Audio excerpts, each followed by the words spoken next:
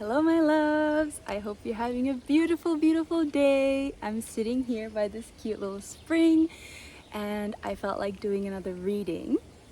And what came up for me today is a problem solution outcome reading. So if you've been faced with something that has been a little bit taxing or annoying lately, this is for you.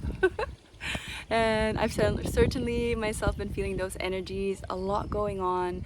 I feel like it's still eclipse season, so we're being met with a lot of tests and a lot of intense and interesting energies. So yeah, I'm very excited to do this reading. I have picked the cards already. I haven't looked at them, so we're gonna do the reveal together. And yeah, let's just take a little moment before we start to tune into our heart space so that our hearts may guide us to what is here for you specifically, and some things that are not for you, you can use your heart as like this beautiful filter of what is for you and what is not for you. So let's do that together. So if you want to place your hands on your heart space, please do so, and let's take 3 cycles of breaths together. So let's begin with an inhale through the nose and exhale through the mouth. Inhale through the nose and exhale side out. One more cycle. Inhale through your nose and exhale, let it out. If you want to do a little shake, feel free. Always feels good. All right, let's go. So, problem solution outcome reading. Let's start with the problem at hand. And the card I picked up, okay, yeah. So this is the 4 of Cups, and Cups is associated with the water element. So here we are, and yeah, 4 as a number, it's to do with foundation. You know how houses are like this square or rectangle, but some like the 4 is needed for a steady foundation oftentimes. The energy of this card is, there's this woman, she's kind of contemplating, there's these 3 cups in front of her, and she's trying to make a choice. And there's like 3 little dots, so this process is still ongoing. And, sometimes when we start to contemplate options, our mind jumps in because, they are magnificent at creating scenarios and coming up with solutions for us, but sometimes our minds can be a little bit limited, and that's not a bad thing as long as we are aware of it, as long as we're like, okay, yes, these are the 3 scenarios that our mind has brought up for us, and also to leave room for God to come in, for magic and for miracles. And that's what the 4th cup over here represents. You can see there's a cloud and a hand coming from the cloud and offering a 4th cup.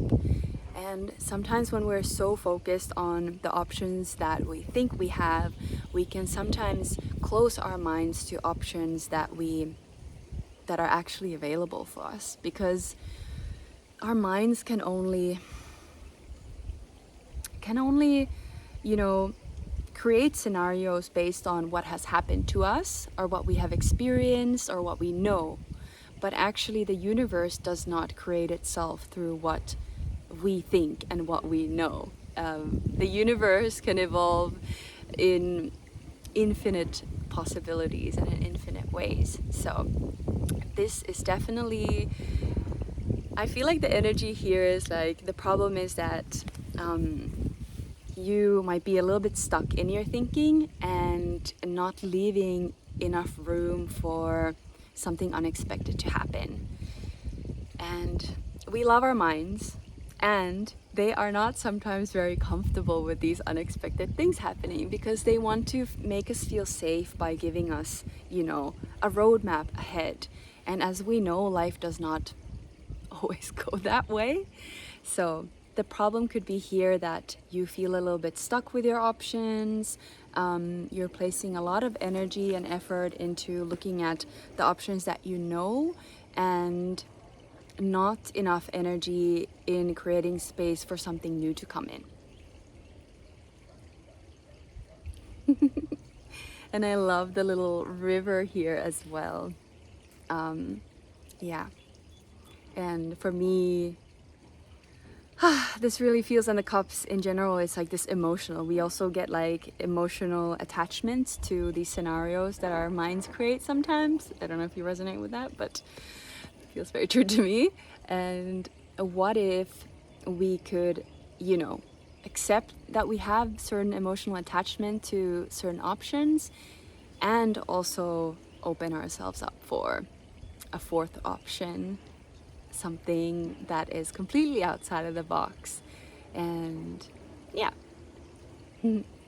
So take a moment to thank your mind, your ego today for all the beautiful scenarios and all the beautiful options that they give you on the daily, and also invite them to come along with you, and make some space for the unexpected to come in.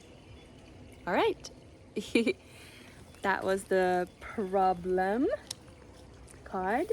Let's go to the solution card.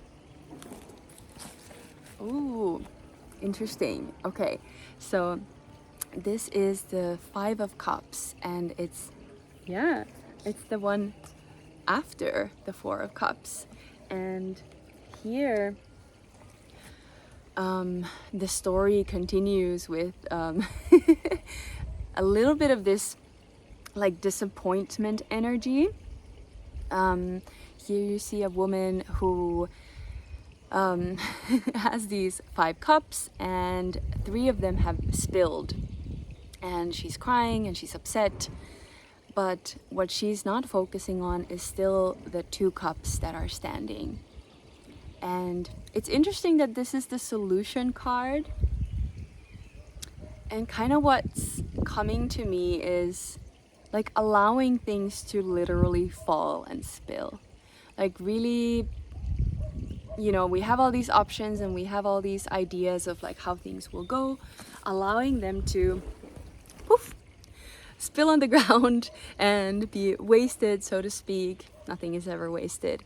And actually, when this happens, instead of going into this energy of blame, shame, and guilt that we can go with ourselves of like, oh, maybe I should have done something differently, or maybe, you know, oh my gosh, maybe those were the exact cups that I needed or the water that I needed to drink.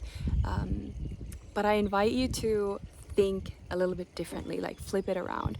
What if these cups fell and these options dissipated because they weren't meant for you? What if this just makes your choice easier? So I have noticed this with my work and with spirit, like when I am like full steam going ahead and like I'm thinking, oh, these are the only options, and things fall away, and then I get like sad that they're gone, and then I ask God, like, why did that happen? And it's like, because they weren't meant for you. And it's so simple, like, but it's my attachment to like those options that actually creates pain for me. It's not actually, you know, even a reality that these options going away hurt me. It's just like my perception of them going away and these options like going away that I allowed to hurt myself. Whereas maybe like the options that are left are the things that are actually super nourishing, beautiful, magical experiences for me. But then I'm in this like guilt cycle with myself that I forget to even see and appreciate and understand that God, Spirit just made my life easier for me. So maybe today or in the upcoming days, if you notice some options falling away, allow yourself to give gratitude and be like, wow, that wasn't for me. Thank you, God. Thank you for removing these options. And now it's getting clearer and clearer what is for me.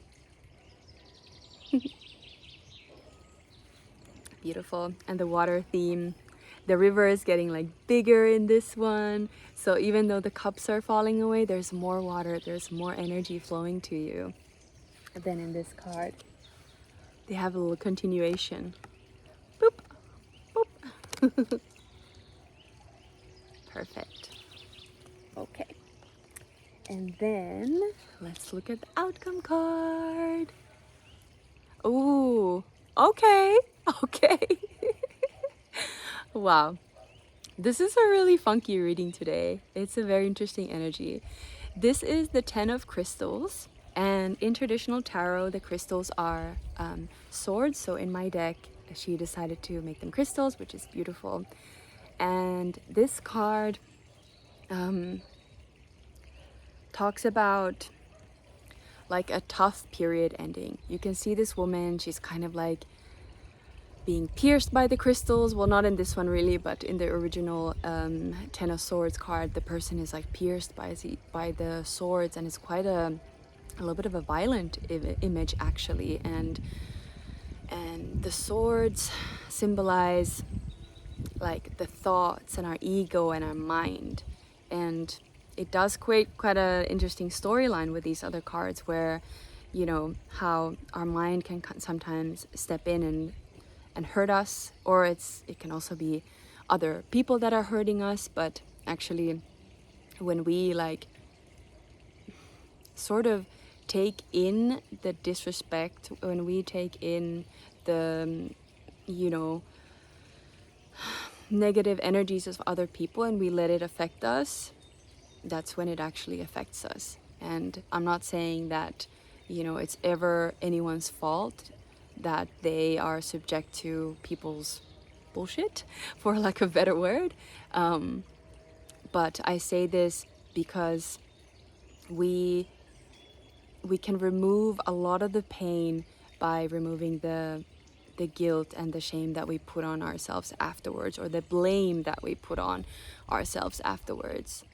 And you know, the mind kicks in when something like we get hurt or backstabbed or these intense, you know, things that other people can do to us, and then our mind kicks in like, okay, how can we not experience that again? And we often cannot change the behavior of other people. So then it's sometimes safer for us to think, okay, how can I change my behavior and my thoughts, and how can I adjust to this so I don't get hurt anymore?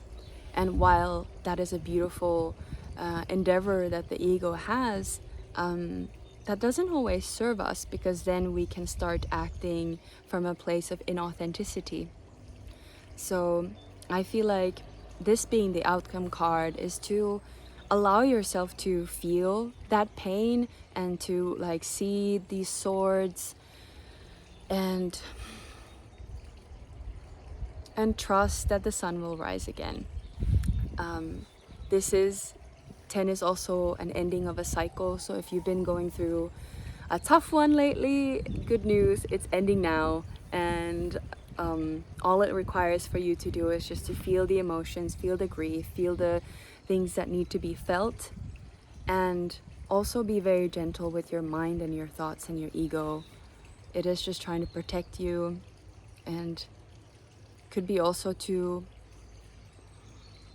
catch yourself before your ego allows, or your ego starts to make these like stories of the events that have happened. Yeah, because actually it's usually the stories that hurt us or cause this cycle of self-blame and negative emotions. Yeah.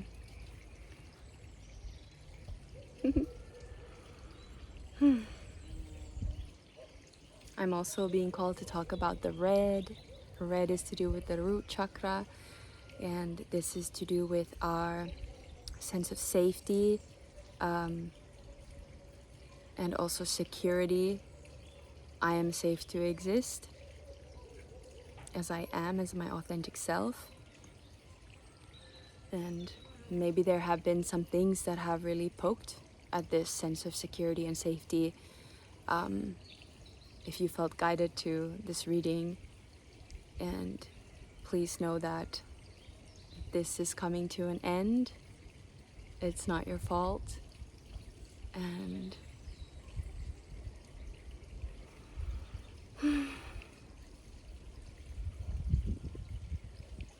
that by being very kind to your mind and compassionate towards yourself and not allowing other people's swords to become your stories, that's for them to deal with. I've had this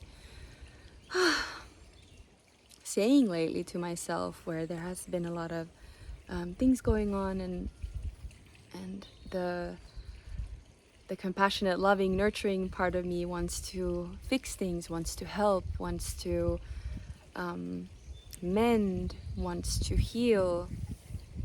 And I've been really practicing taking a step back and really looking at what is mine and what is other people's.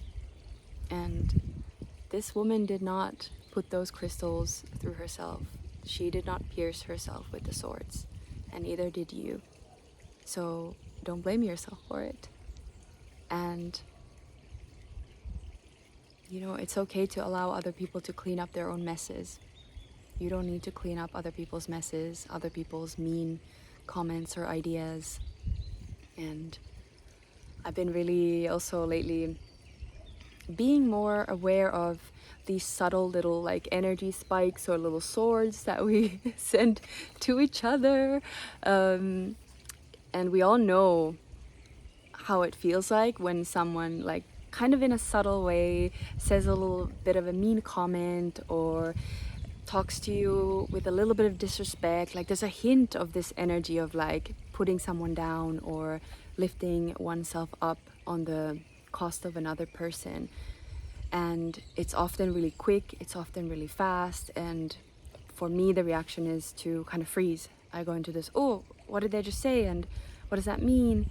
And then I noticed I would like come back to it and be like, wow, that actually felt really awful. That actually felt like this little energetic punch to my field. And but then the moment has already passed, and you know, it's hard to sometimes voice these things again because they are so subtle. But I would invite you to allow yourself to really feel if this has been happening to you. Really feel those feelings, feel that pain, not in a way that you like have to torture yourself, but from a compassionate place. Be like, wow, that comment felt really awful, or that action or how someone treated me really didn't feel good to me. And then after you acknowledge that, allow yourself to let it go. Allow yourself to just release that energy and fill your aura with protective love and light, because we always can. Something that I love to do every day is to set a little protective bubble for myself out of love. And if you feel called to, you can do it with me right now. I feel like this would be a nice thing to do before we stop reading. So you put your hands above your head and you say, only love shall enter in, and only love shall emerge from within.